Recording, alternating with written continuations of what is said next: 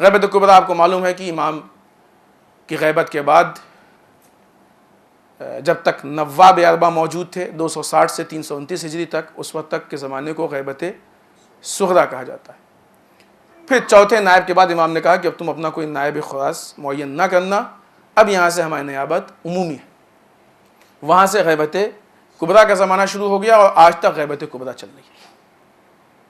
ये वो ज़माना है कि अब इसके बाद फिर उलमा उस पॉइंट पे, उस ओहदे पे आ गए कि जो कौम की मुकम्मल तरीके से लीडरी इमाम की सरपरस्ती में उनके हवाले है। इमाम की सरपरस्ती में इस मानी में कि जहाँ भी इमाम समझते हैं कि हिदायत की ज़रूरत है, वो उलमा की हिदायत करते हैं। वाक़यात मौजूद हैं, बेइंतहा वाक़यात तारीख़ों में हवाले के साथ मौजूद हैं। वाक़े की जब बात हो ख़ास करके मुलाकात की, तो हवाले के साथ ही नहीं कि हमने ख्वाब में देखा। हमारा ख्वाब सिर्फ औलिया का, अम्बिया का, अइम्मा का मुदबर होता है। हमारा ख्वाब मुदबर नहीं है। हमारे ख्वाब की ताबीर और तावील होती है, अइम्मा का ख्वाब मुदबर होता है। ये नहीं कि मसलन किसी ने कहा फ़लाँ जगह पे सुनने में आया, इस तरह के वाक़यात होते हैं। नहीं, ना जगह का नाम बताया जाता है, ना आदमी का नाम बताया जाता है, ना तारीख़ बताई जाती है। फ़लाँ जगह किसी जगह पे एक आदमी था, उसने ऐसा देखा और ऐसा मिला, नहीं, ये मजबूल है। वो वाक़यात की जो तारीख़ की किताबों में मौजूद हैं, कि जिनके हवाले और रेफरेंस मौजूद हैं, उनकी हम बात कर रहे हैं। ऐसे हैं इला माशाअल्लाह, ऐसे वाक़यात हैं। जब परफेक्ट चीज़ें मौजूद हैं तो फिर क्यों मजहूल की तरफ जा रहे हैं, सिवाय इसके कि हमारे पास इल्म ना हो। ठीक है, इल्म पैदा करने की कोशिश करें। लिहाजा इमाम की सरपरस्ती है। इमाम की सरपरस्ती में उलमा उम्मत की बागडोर को अपने हाथ में लेके चला रहे हैं। यहाँ पे हमको उलमा के इस ओहदे के हिसाब से 3 एंगल से गुफ्तगू करनी चाहिए। और इसके लिए हम कहेंगे कि ये बात खुतबे के अंदर बयान होने वाली नहीं है पूरी तरीके से। हम ये देखें कि उलमा अइम्मा के ज़माने में किस हद तक उनको मर्जियत हासिल थी, किस हद तक उन्होंने इज्तिहाद किया। अब उलमा से मुराद वहाँ पे असहाब है। किसको इमाम ने कहा कि तुम इज्तिहाद करो, किसको कहा तकलीद करो। अइम्मा के ज़माने में इज्तिहाद और तकलीद का सीन, फिर गैबत सुगरा में इज्तिहाद और तकलीद का सीन, और फिर गैबत कुबरा में इज्तिहाद और तकलीद का सीन। ये 3 एंगल से हमको इस पर गौर व फिक्र की ज़रूरत है, ताकि हम पहचानें कि उलमा का क्या रोल है इस दीनदारी में। ये बहुत अहम है, इसलिए कि आज हमारी सबसे बड़ी मुश्किल ये है कि हर रोज़ 1-4 जाहिल लोग खड़े हो जाते हैं और कहते हैं नहीं ये गलत है, वो गलत है, वो गलत है, फलां आलिम ने गलत कह दिया। कभी अपना नाम अखबारी रख लेते हैं, कभी अपना नाम नुसैरी रख लेते हैं, कभी कुछ रख लेते हैं, कुछ। ये चेहरे बदलने से बात नहीं होता, बात वही है। सबका मकसद यही है कि उम्मत को आलिम से दूर कर दे। दुश्मन की कोशिशों को पहचानिए आप। दुश्मन हमारी इस कौम को कहाँ ले जाना चाह रहा। अब एक गौर कीजिए थोड़ा सा एक नुक्ते पे। आज देखिए कितने बड़े पैमाने पे उलमा की मुखालफत हो रही है। उलमा से मुराद खुद आयात इज़ाम, मराजे किराम। बाज़ औक़ात होता है, बात आई बीच में जुमला कहते हैं, लेकिन हम तो मसलन इनकी नहीं उनकी तकलीद करते हैं। मसलन पहले जब इन लोगों को नहीं मालूम था, हम आग़ा सिस्तानी की तकलीद करते हैं। आग़ा सिस्तानी नौज़ुबिल्लाह कोई नाक़िस शख्सियत का नाम नहीं है, मर्जह हैं। अभी कुछ दिन पहले जब आग़ा सिस्तानी का इत्तिहाद पे स्टेटमेंट देखा गया लोगों ने, है तो बहुत पुराना, तो वही लोग जो कहते थे हम आग़ा सिस्तानी की तकलीद करते हैं, उन्होंने आग़ा सिस्तानी को बुरा भला कहना शुरू कर दिया। तो बाज़ लोग उलमा का नाम बहाने के लिए यूज़ करते हैं, बचने के लिए यूज़ करते हैं, गलत इस्तेमाल करते हैं उसका। मुश्किल यही है। देखिए जो लोग कहते हैं कि नहीं मसलन ये उलमा गलती पे हैं, ये ऐसा है वैसा है, हमने आपको बताया ना किसी मौके मुक़स्सिर हैं, ये मुक़स्सिरीन है, ये है वो। कैसे आपको मालूम हुआ? कहने इमाम अली ने ये कहा है, उसके मुकाबले में ये जो इमाम अली ने कहा है ना, हदीसें बयान करते हैं वो हदीसों में इमाम अली ने ये कहा है, कहाँ से मालूम हुआ आपको? वसाइल शिया में लिखा है ना। वसाइल शिया किसने लिखी है? वसाइल शिया में लिखने वाले आलिम ही है ना। काफ़ी में लिखी है हदीस, काफ़ी भी लिखने वाले आलिम ही तो हैं।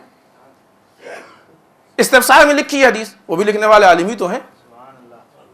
अगर ये तय हो जाए कि सारे आलिम गलत हैं तो फिर आप किसी किताब को ना मानिए, वो भी तो आलिम ही है ना।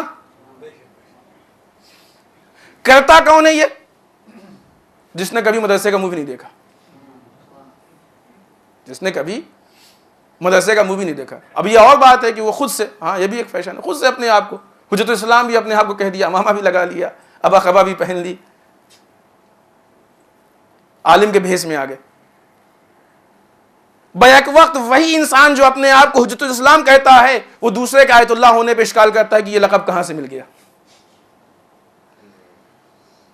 वही इंसान कि जो खुद से, अजीजान मोहतरम, इस्लाम को नुकसान पहुंचाने वाले सबसे ज्यादा वो लोग हैं जो खुद साख्ता हैं, जिनको किसी ने बनाया नहीं, खुद बने। विलायत अली इब्न अबी तालिब के मुकाबले में जो इंसान विलायत की जगह पे खुद से बन के बैठा है वो नुकसानदेह था। आज भी उलमा की जगह पे जो खुद से आलिम बन के बैठा है वही नुकसानदेह। पहचान ले इस चीज को, वहां भी गस्ब था, यहां भी गस्ब है, वहां भी नुकसानदेह था, यहां भी नुकसानदेह। ये उसी कैटेगरी के लोग हैं जो दीन को नुकसान पहुंचाने के लिए भेस बना के बैठे हैं, हकीकत नहीं इनके अंदर पाई जाती है। रोज़े मरजइयत, मराजे के ऊपर हमको तहकीक करनी चाहिए, मालूम करना चाहिए कि इनकी हमारे ऊपर क्या जिम्मे, इनकी हमारे ऊपर क्या हुकूक है। तो वाकई है क्यों, अब मैंने बताया नहीं। वसाइल को मानेंगे, उलमा की लिखी हुई है, किताबों को मानेंगे, उलमा की लिखी हुई है, आज के आलिम को नहीं मानेंगे। क्यों, क्या फर्क है दोनों आलिम में? सिर्फ एक फर्क है कि वो आलिम वो हैं कि जो इस दुनिया से रुखसत हो गए हैं। आज वसाइल की हदीस को आप तोड़ मोड़ के कहीं भी ले जाएं, कोई मना करने वाला नहीं। अगर कोई मना करने वाला है तो जिंदा आलिम। मालूम हुआ क्यों जिंदा आलिम से दुश्मनी है? आलिम से दुश्मनी नहीं है, मुर्दा आलिम की तो बात ही मानना है। या अगर हाँ कमाल आपके अंदर हो तब हम मानेंगे कि आप किसी आलिम का सहारा मत लीजिए और डायरेक्ट बयान कीजिए कि फला हदीस इमाम अली से। कोई कह सकता है ये? आप डायरेक्ट बयान कीजिए कि फला हदीस इमाम जाफर से। कोई कह सकता है ये? नहीं कह सकता है। ऐसा अगर आलिम का सहारा लेना है तो क्यों वही आलिम, क्यों आज के नहीं? इस क्यों का जवाब ही यही है कि वो लोग इस दुनिया से रुखसत हो चुके हैं, वो आके हाथ नहीं पकड़ेंगे, ये जिंदा है हाथ पकड़ेंगे। और शुरू से इस्लाम में खराबी डालने वाले की सियासत ही यही रही है कि उसने कभी भी विलायत को कबूल नहीं किया है। ये बात विलायती है ना, कि जो रोके टोके मना करे। हमेशा इंसान को तकलीफ ही इसी पे होती है कि उसको रोका मत जाए। रसूल ने कहा कि उसामा के लश्कर में जाओ, मुखालफत की, जिंदा की मुखालफत हुई कि नहीं हुई? रसूल ने कहा कागज कलम लाओ, कहा नहीं हमारे लिए किताब काफी है। इसीलिए कि हमको जिंदा नहीं चाहिए, हमको खामोश चाहिए। हमारे लिए किताब काफी है, किताब काफी है, पढ़ाने वाला नहीं चाहिए, इसीलिए कि हमको खामोश चीज चाहिए, हमको जिंदा नहीं चाहिए। आज भी वैसे ही लोग हैं, हमारे लिए बिहार काफी है, हमारे लिए वसाइल काफी है, हमारे लिए काफी है, हमको आलिम नहीं चाहिए। क्यों नहीं चाहिए आलिम? किताब चाहिए, पढ़ाने वाला नहीं चाहिए। किसको? जो दो हर्फ अरबी के नहीं जानता है, जो दो हर्फ उर्दू के नहीं जानता है, किसी मदरसे का मुंह नहीं देखा, इस्तिलाहें नहीं मालूम है, हालात नहीं मालूम है, इल्म हदीस नहीं है, रिजाल नहीं, कुछ नहीं मालूम। हत्ता कि हम ये भी नहीं बता सकते हैं क्या नहीं मालूम है, क्योंकि नहीं मालूम है ना। अजीब बात, ये वही सिलसिला है, पहचानिए। सारे अइम्मा की विलायत का इनकार भी इसी बेस पर हुआ। लिहाजा इनकी मुश्किल सिर्फ यही है कि इनको जिंदा विलायत नहीं चाहिए। और यही वजह है कि जब इमाम का ज़हूर होगा तो बहुत से लोग कि जो आज ये देखने में लगते हैं कि बहुत ज़्यादा इमाम के चाहने वाले हैं और इमाम के बहुत ज़्यादा करीब हैं, उस वक्त उनकी पोल खुलेगी कि ये करीब नहीं थे, ये तो बहुत दूर थे। वही कहेंगे कि तो इमाम नया दीन लेके चले आए। पोल उस टाइम खुलेगी, हकीकतें उस टाइम खुलेगी। आज तो कोई भी कुछ कह ले, हर आदमी समझता है कि हम सबसे अच्छे हैं। इंसान अपने ज़ौम नाक़िस में कुछ भी सोच सकता है, लेकिन जो मेयार है उस मेयार को देखें। हमारे अइम्मा ने मेयार दिए हैं, उन मेयार पे बात को पूरा उतरना चाहिए।